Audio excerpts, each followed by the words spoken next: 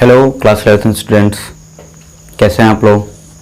दोस्तों आज हम लोग इस सेकंड चैप्टर में जिसमें हम लोग बात कर रहे हैं परमाणु की संरचना में। तो दोस्तों ये थर्ड वीडियो लेक्चर है और इससे पहले वाले वीडियो लेक्चर में हम लोगों ने बात किया इलेक्ट्रॉन प्रोटॉन की खोज की। कि किस तरीके ने साइंटिस्टों ने सोचा कि जो हमारा पदार्थ है वो किसका बना है, तो अल्टीमेटली उनको रिजल्ट मिला कि वो एटम का बना है। अभी एटम किसका बना है ये उनके सामने एक बड़ा प्रश्न आ गया।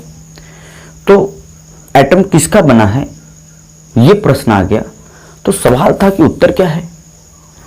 तो खोजते खोजते ये पता चला कि एटम में कुछ चार्ज पार्टिकल हैं क्योंकि वो आवेशित हो जाते हैं। तो इन सब के अध्ययन के बाद यह देखा गया कि जे थॉमसन ने इलेक्ट्रॉन की डिस्कवरी की और बताया कि एटम के अंदर एक ऋण आवेशित भाग होता है जिसे इलेक्ट्रॉन कहते हैं।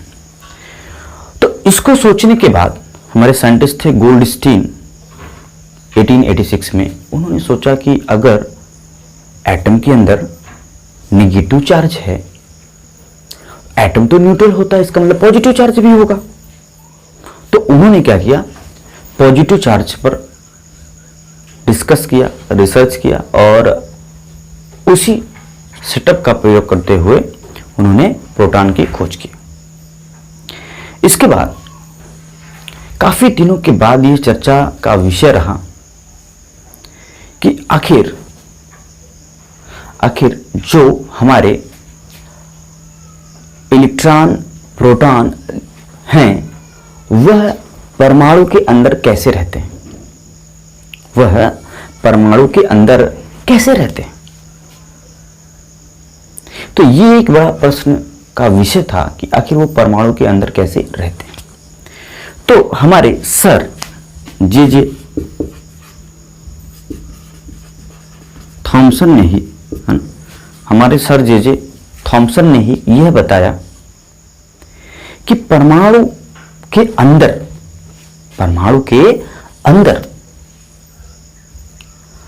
पॉजिटिव चार्ज पूरा फैला हुआ है।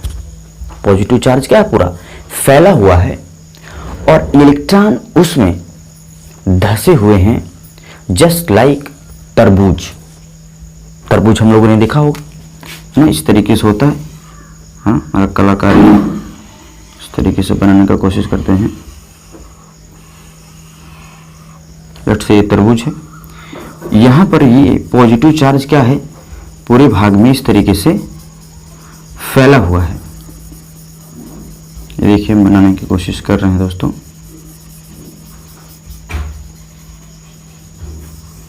एक्चुअली ये भाग इसका लाल होता है तो थोड़ा सा फील करने के लिए लाल इसमें भर देते हैं ना, तो आपको लगेगा कि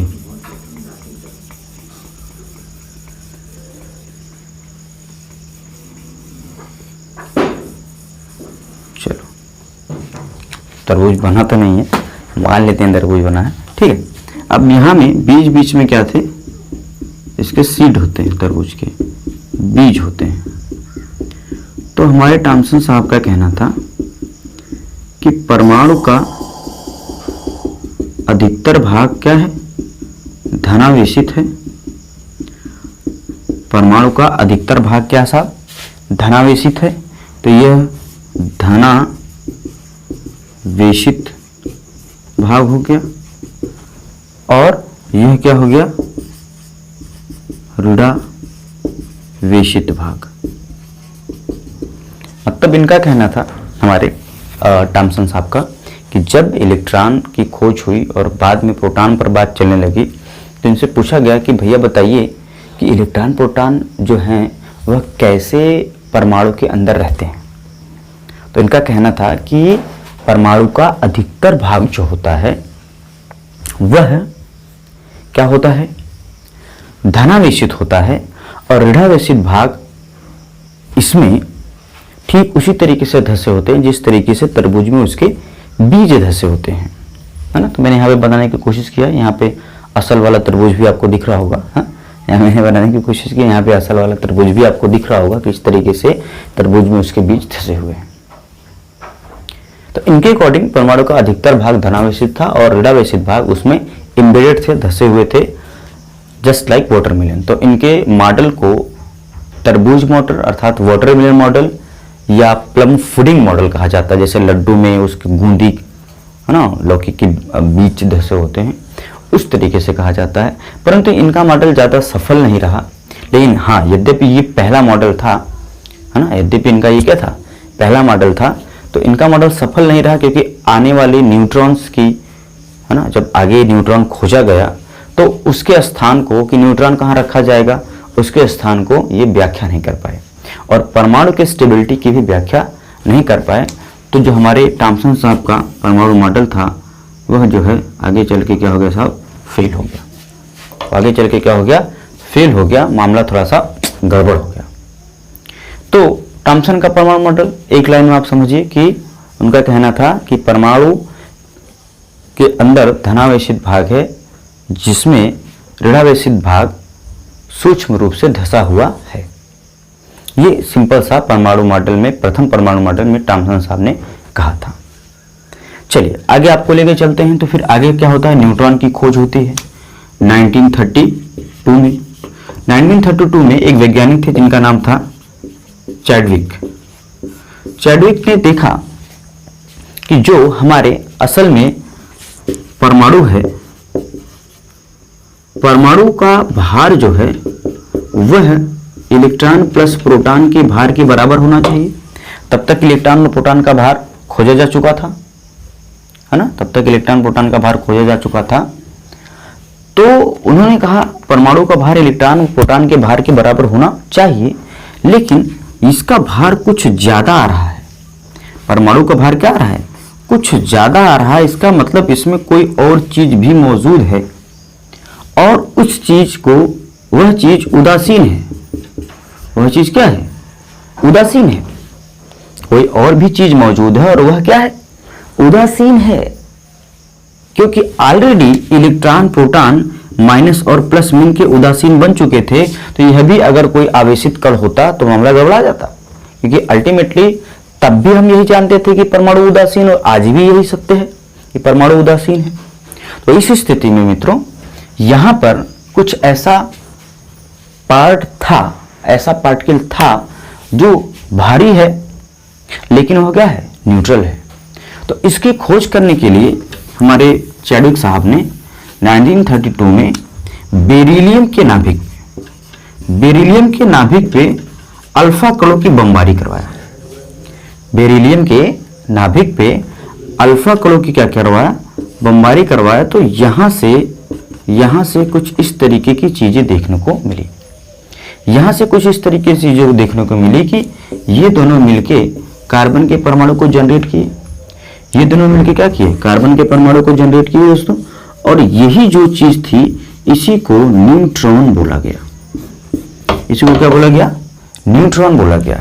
इस चीज को क्या बोला गया, न्यूट्रॉन बोला गया। और बताया गया कि यह क्या है, उदासीन है। यह क्या है, उदासीन है। और इसका भी भार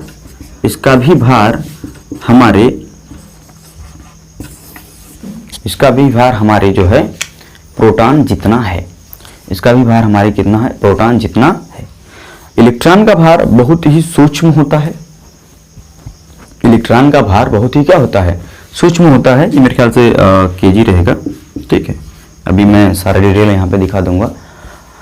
तो इलेक्ट्रॉन का भार बहुत ही कम होता है, बहुत ही सूक्ष्म होता है ना। 1.67 × 10⁻31 kg, -31 kg। आप सोचो कितना छोटा वैल्यू है, बहुत छोटा वैल्यू है। तो इलेक्ट्रॉन का वेट बहुत ही छोटा होता है। प्रोटॉन और न्यूट्रॉन का वेट क्या होता है, थोड़ा ज्यादा होता है, ठीक है। तो जो परमाणु का भार हम लोगों ने निकाला था फर्स्ट चैप्टर में, मैंने आपको बताया था कि प्रोटॉन और न्यूट्रॉन को लेते ही इलेक्ट्रॉन को हम छोड़ देते हैं, निगलेक्ट मान के चलते, क्योंकि उसका भार क्या होता है, बहुत ही कम होता है, ठीक है दोस्तों। तो यहां से हम लोगों को ये देखना है कि किस तरीके से थॉमसन साहब ने अपना परमाणु मॉडल दिया जब इलेक्ट्रॉन और प्रोटॉन ज्ञात थे। उन्होंने कहा कि किस तरीके से इलेक्ट्रॉन धसे होते हैं पॉजिटिव चार्ज प्रोटॉन में। बाद में आगे चल के चैडविक साहब ने 1932 में बेरिलियम के कणों पर बेरिलियम पर, अल्फा कड़ों पर, ऐसे बोरान वगैरह जो भी हल्के हमारे एटम हैं उन पर अल्फा कड़ों की बमबारी करवा के न्यूट्रॉन की डिस्कवरी की और बताया न्यूट्रॉन उदासीन है और इसका भार भी प्रोटॉन जितना है। अब यहाँ पर आप देख रहे होंगे कि एक आपको चार्ट दिख रहा है। इस चार्ट में आप इलेक्ट्रॉन, प्रोटॉन, न्यूट्रॉन, इनके आवेश, इनके जो है आपको भार दिख रहे होंगे और इन पर आवेशित कणों पे चार्ज कितना है ये आपको दिख पा रहा होगा। तो इसको आप अपने कॉपी में नोट डाउन कर लीजिए। ये सबसे महत्वपूर्ण पार्ट है कि किस तरीके से इलेक्ट्रॉन, प्रोटॉन, न्यूट्रॉन में क्या क्या होता है और कितने कितने उनके आवेश हैं और उनको कैसे रिप्रेजेंट करते हैं। ये काफ़ी इंपॉर्टेंट चीज़ है। अब आगे जब हम लोग बढ़ेंगे तो वहाँ पे फिर से नए नए परमाणु मॉडलों पर बात करेंगे कि किस तरीके से जो है हमारे रदरफोर्ड, बोर, ये सब परमाणु मॉडल किया। लेकिन उससे पहले हम लोग सबसे जरूरी जो बात करने वाले हैं वो डिस्कवरी ऑफ न्यूक्लियस की बात करेंगे, जो कि रदरफोर्ड साहब ने 1911 में परफॉर्म किया था अपने 2 शिष्यों के साथ। ठीक है दोस्तों, मिलते हैं नेक्स्ट वीडियो में। Till then bye bye, thank you.